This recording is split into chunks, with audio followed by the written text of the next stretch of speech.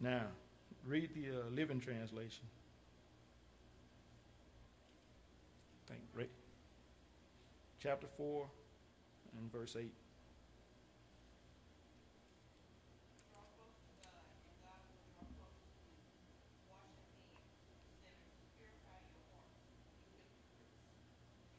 Now, you notice that's key. A lot of times you'll say, well, I want God to give me this. And Lord, I need you to help me with this. Or why haven't you responded to me? Notice that he says, draw close to him, and he will draw close to you. You look at Jesus, and you wonder why. A lot of people say, well, how is it that Jesus was able to do the things that he did, and why did God respond to Jesus in the manner that he did? Because they were so close to one another. Jesus made it to the point where he said, my Father and I are one. So he was saying there's no separation between the two of us. And because we are so close, whatever I ask my daddy for, he gives it to me. And even before I ask him for it, he knows what I'm going to ask for.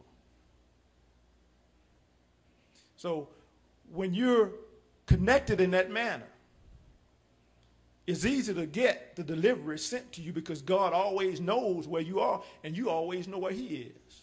So you know where to go to get the item that you need. So once you order from a certain company so many times, and if you go online or do whatever, once you put your name in there, they don't even ask you where you are anymore because they know where you are. Because you've ordered from them and you requested things from them a certain number of times. Even so much, they will send things to you to say what they have available to be delivered to you. So they don't ask you your address. They don't ask you. They simply know they have all your information already. And so that's the way that God works. When you're close to him, you don't worry about it not getting there. You know it's going to get there because he knows where you are. Not only that, he'll even say, look, this time, and you've heard him say this, look, we're going to give you free shipping. Won't cost you nothing. God does that all the time. Because you are close to him when you're his child, he said, it does not cost you anything. I'm going to send it to you for nothing. All you have to do is ask. Matter of fact, when you ask, a lot of times they say it'll be express shipping. That means I'm going to get it to you fast. Think about this. When Jesus went to the grave of Lazarus, and the Bible said he didn't have to do it, but he stood there and he told the people, he said, not, that for any reason that I'm asking this, he said, because I know you always hear me, Father. He said, but for these people around, I'm sending up this prayer. And I ask that you glorify your name and glorify me so that you will be glorified. And all he had to say was, Lazarus, come forward. Immediate, it happened.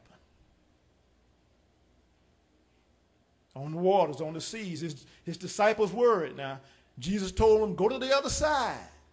He got in the boat to go to the other side. Immediately a storm comes up in their life. Everything is fine. Jesus comes along. What does he do? Gets into the ship. Peace, be still. Delivered. So that's what we have to be. When you're connected to God, you don't have to worry about if it's going to happen. You know it will happen, but it's going to happen in accordance with, he said again, his divine order and his promise. Now, key thing about divine order, when a company takes an order, how do they do it? It's done in order. So it's first come, first serve. So have you ever thought about this? With all the people in this world, what is it? 3 billion or 300 billion or almost a half a trillion people in the world today, and you got everybody praying to God and asking him for something. And you got to say, well, where was my request, as the folks say, in the queue? Where was my request? Was it first? Was it second? Was it the 20 billionth? The 100 millionth? But yet, in that queue, we say, well, we want God to answer us right then. It was like this a lot of times when people send applications in to work, or they make requests for money and funds. What do? They want you to get their stuff to them right now. And what do people normally tell them? But you're in a queue. We're going to get to you as quick as we can. There's, like, go to the doctor's office. What do they tell you? There's 10 people before you. Or there's 20 people before you. So once we get to them, everything will be all right. But the other thing we talk about, time. Now understand this.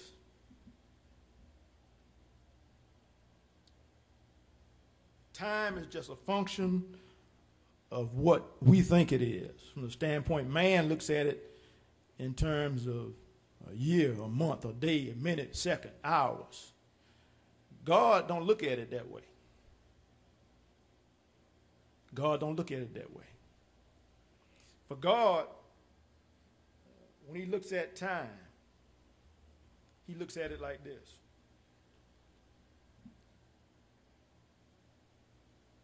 To God, time is a function of how and when. And I told my wife, I looked at this, it's a revelation that God opened up. Time to him is a function of how and when. For us, it's how many minutes, how many days, how many seconds, how quick. God don't look at it that way. So, if you will, I want you to do this. Turn to Ecclesiastes 3:1, and I know you all heard that before.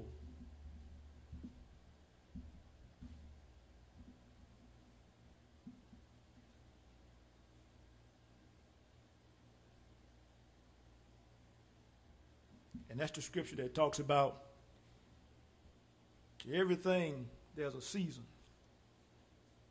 and a time for every purpose under the heavens.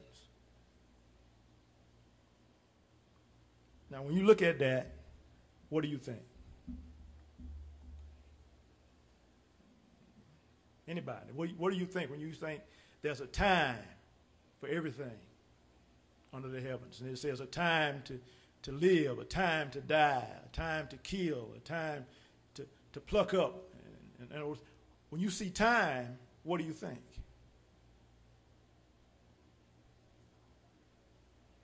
And most of the time you say, well, there's a minute to die, there's a minute to plant, there's a date. When God says this based upon, when you look at Hebrew writings and Hebrew definition of time, time means a how and a when. So God is saying there's a how and a when to live, there's a how and a when to die, there's a how and a when to everything. Now think about it. That makes perfect sense, because when you get ready to get up in the morning, and you may say, it's time to get up. When you get up, it's not just that you're getting up at a certain minute or a certain day or a certain time. When you look at that, when you say it's time to get up, it prompts certain things. It's, well, how do you get up? And when do you get up? When you do it, there's certain things that you do. There's a certain program that you follow every morning at that time to fulfill a purpose. And what's the purpose? To either get ready to go to work, get breakfast, take it back, whatever it may be, that's a purpose. So understand this. A lot of times people will say, well, there's a season for everything. God's purpose is continual. It's perpetual. It never stops. So everything that we do in life, everything that we perform, is done to fulfill his purpose. Everything. So there's a when and a how. Time means a when and a how. So when you make a request, what does a company do? They say, well, how do you want it delivered? That's the next thing we're going to go to. So when you get in there, how do you want it delivered? And so we'll say either, some say UPS, some say through the post office, Some might say, well, look, send it by air. There's different ways to get what you want delivered. Correct? But in this case, when you're dealing with God, the best way to say it, and I know people have said this, is email. It's not email. Email is faster than email. It's a personal request. When you make an email, once you send, it's gone. Once you make a request to God, it's immediate. And so when he sends it in the same manner. It's a spiritual request, understand, from your heart. And that's why the old people would say that. What touches the heart reaches the heart. When it comes from your heart, it reaches his heart. And he responds to it. It's an immediate response. That delivery is triggered once you make that request. It's not that he hadn't heard it. And it'd be just like we said before. Either it's available because what you've asked for, he said in his word, is always available to you, or he's something that he said is not available to his children. A lot of times people will say, well, they're praying for the death of this person or praying that something bad happened. God didn't say he was going to respond to your request to take people out. Now, he did say this. He said, vengeance is mine. So that's the thing you have to understand. He sees those things, and he takes care of those things. Now, you can do all of these things. You can be available. You can have the right location, time, all of these things. Packaged, everything's right. But there's one thing, if you don't do it, your package won't go anywhere. Anybody know what that is?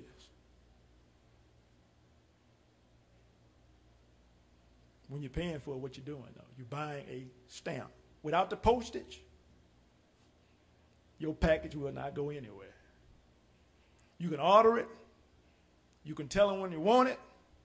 But if there's no postage, and that's the only thing they're always going to say, that's the shipping and handling. You can have everything done. But if that postage is not paid,